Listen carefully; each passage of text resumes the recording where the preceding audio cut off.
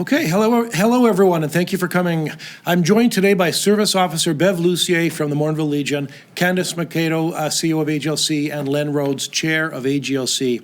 Now, I just want to tell you a couple of things.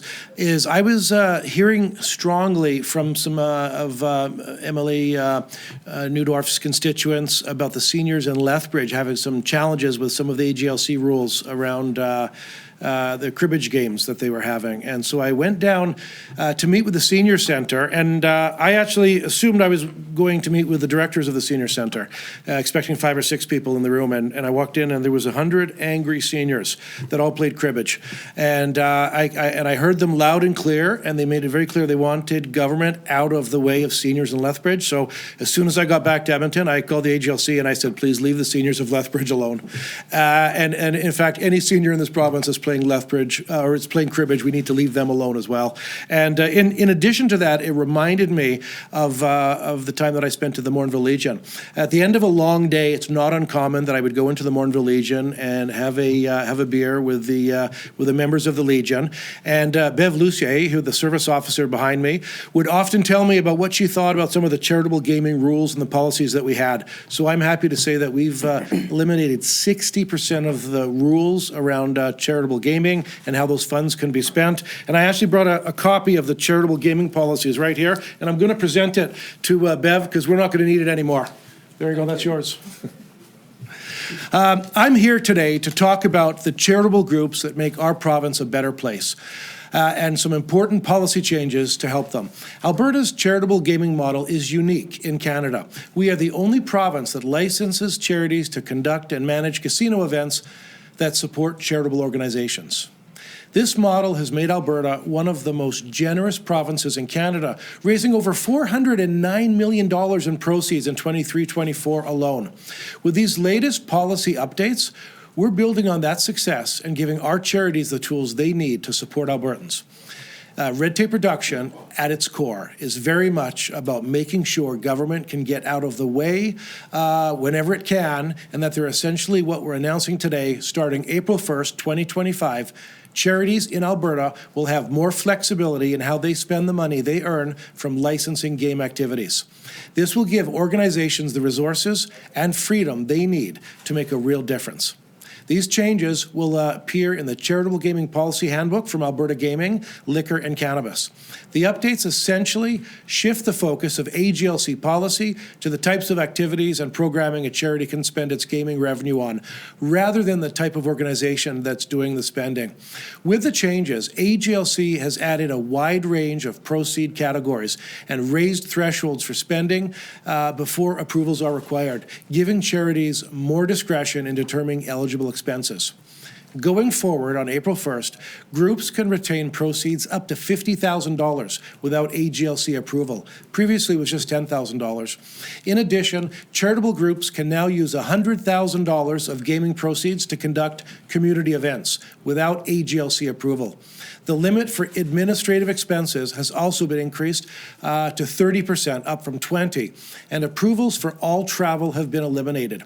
AGLC has also made important policy changes pertaining to facility costs.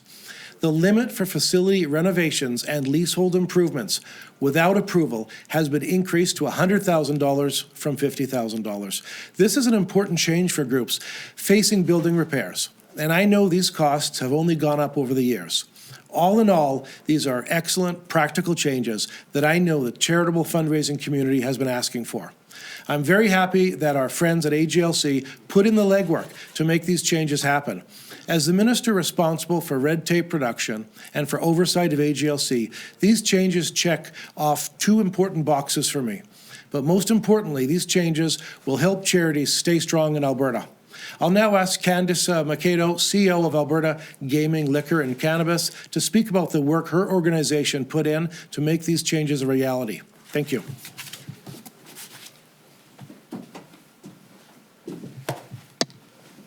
Thank you, Minister. Good afternoon, everyone.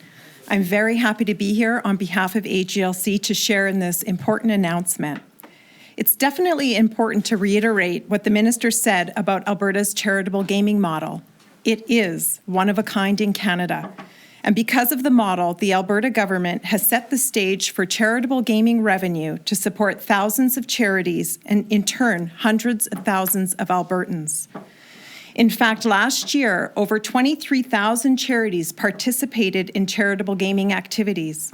This includes raffles, pull tickets, bingo, and casino events.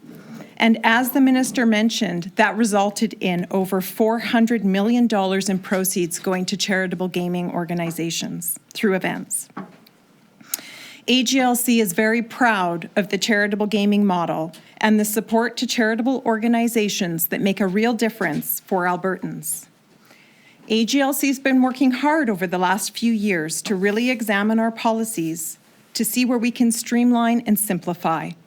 We want to make sure that businesses and charities have the guidance they need without overburdening them with policies and regulations, while also maintaining an effective and safe regulatory environment.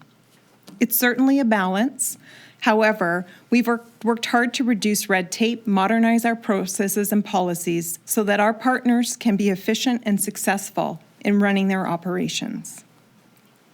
I'll just take a second to brag a bit, but we were thrilled to share in January that AGLC has successfully reduced red tape by over 51%. Perhaps most importantly, though, it's a testament to really listening to our partners and working with them to focus on how AGLC can support innovation, growth, and contribute to the Alberta economy. In this specific case, it's been about engaging with our charity partners and seeking feedback from them on how we can better align our policies to meet their needs. Today, this result is a completely revamped handbook that consolidates information and gives charities guidelines rather than defined categories of expenses, giving them wider discretion on how they can use their money. This means that if an expense fits with the charitable group objectives, programs, and services, and is reasonable, charities can use their proceeds to support those initiatives.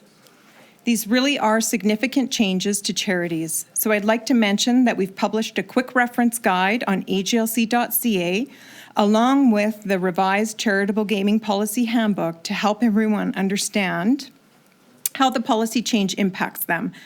And if charitable organizations have questions, they can always contact us through our customer care center at AGLC. We believe this is a really positive change, one that will help charities more efficiently deliver on their mandate and ultimately benefits Albertans. I want to thank our board chair, Len Rhodes, for his support in ensuring the policies were moved forward. And again, thank you, Minister Nally, for having me here today to make this announcement that supports the great work of Alberta charitable, organizations and AGLC.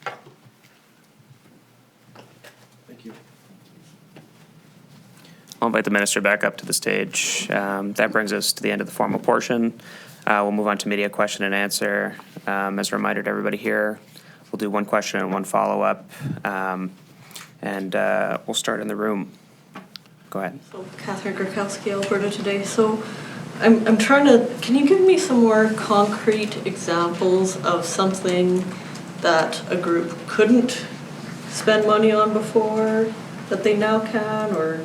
Yes, please. Yeah, I'll give you the one that started this whole thing down at the Morinville Legion.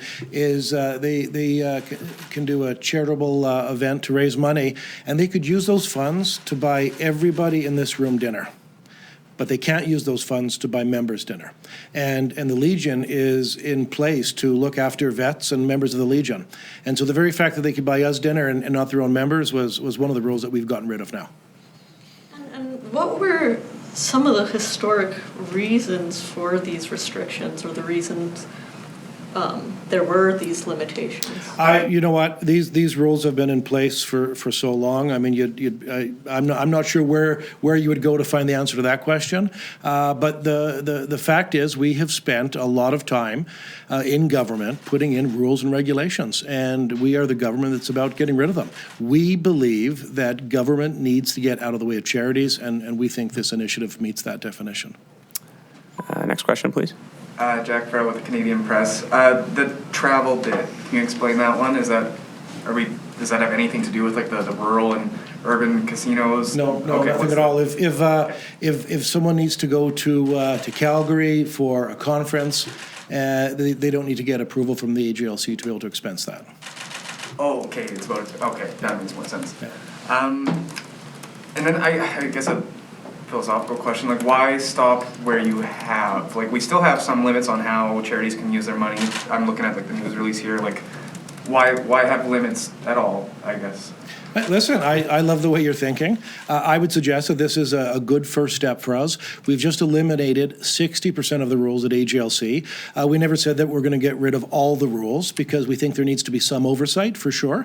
But listen, if we go down this path and we hear from stakeholders that we need to take away a few more rules or modify some rules, we're happy to do that, and we'll certainly look at that. Yeah. Awesome. Just want to turn it over to the line operator. Do we have any callers on the line? No, perfect. Okay, that brings us to the end. Thank you very much, everybody. Have a good rest of your day. Okay, thanks everyone.